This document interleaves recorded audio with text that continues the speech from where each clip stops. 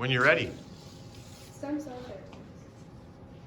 Our investigative question is, are stem cell therapies effective? Well, even though stem cell therapies have only been used for 74 years, they're just now being recognized as effective, however unsafe.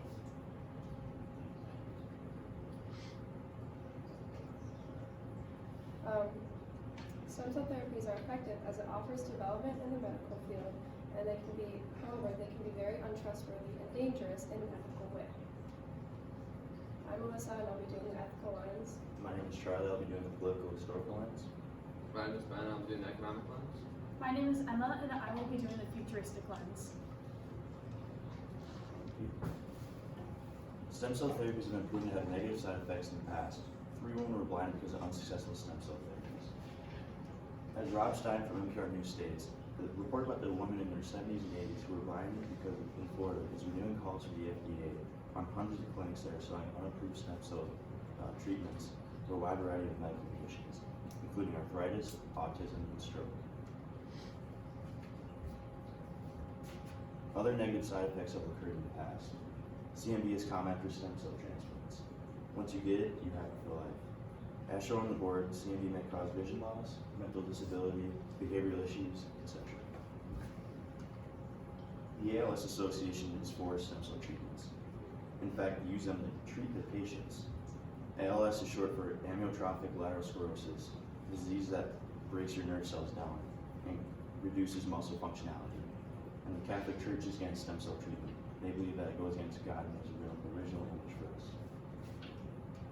There are over 700 unapproved stem cell clinics in the United States. As you can see on the board, many include in areas such as Los Angeles, Florida, the Northeast, Colorado, etc. The FDA is now making sure that there are certain laws being put into place to make sure that these clinics are doing these treatments legally.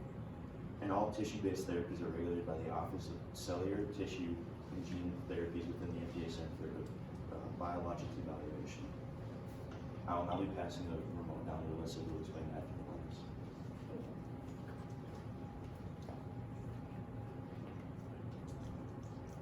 So, are stem cell therapies effective in an ethical way? Yes, however, that many clinics in the U.S. don't abide by restrictions created by the FDA, and these guidelines are here to keep us safe. A lot of these treatments can be very, very dangerous and unethical based on testing and treatment of humans as well as animals. And many government websites and clinics, including the FDA, recommend you to proceed with caution with running with clinics and make sure to do your research.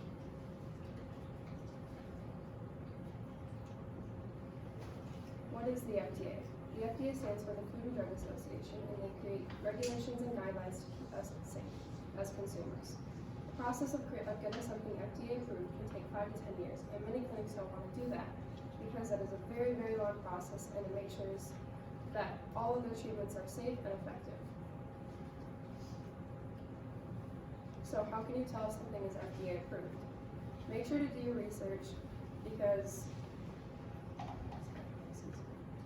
when you do your research, make sure to look at the FDA website because they only approve 17 stem cell therapies, and that only includes blood treatments.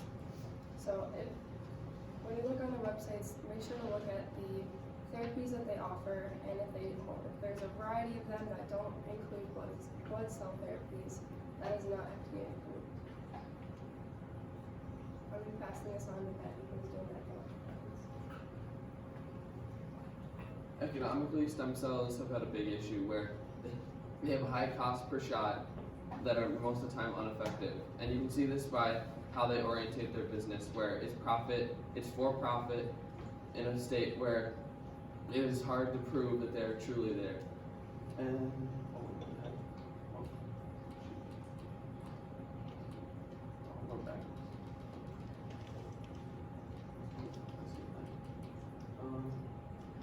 And California has put in $3 billion to navigate how they look at their innovative stem cell therapies and how they can push forward the treatments and make them better for everyone.